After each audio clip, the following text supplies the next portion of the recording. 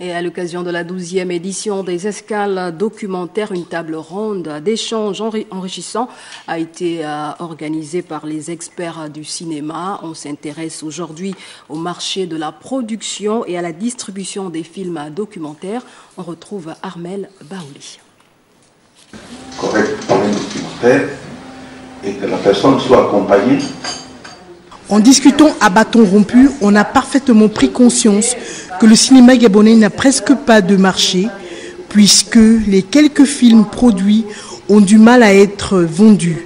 Pire, les cinéastes indépendants doivent se débrouiller seuls, d'où la nécessité d'une véritable politique culturelle à mettre en œuvre.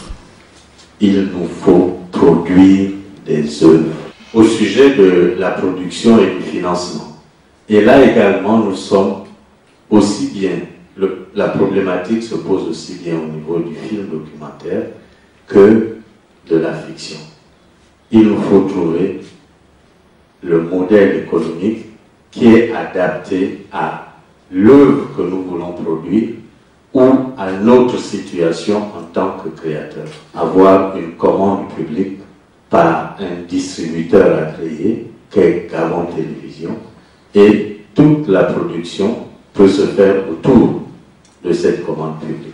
Le cinéma n'a pas de maison, il ne génère pas d'argent. Que faut-il faire alors pour que les cinéastes vivent de leur production? Il y a un certain nombre d'organismes qui aident. En France, le CNC, et au sein du CNC, le Fonds Images du Monde, l'ancien Fonds Sud, qui finance spécifiquement des programmes, des productions venus du Sud, du reste du monde et en particulier de l'Afrique. Et puis, au-delà de ces aides, il y a des aides aussi locales. Vous savez que l'institution d'une redevance va permettre à la télévision publique gabonaise d'avoir enfin un financement stable et pérenne, comme les télévisions européennes.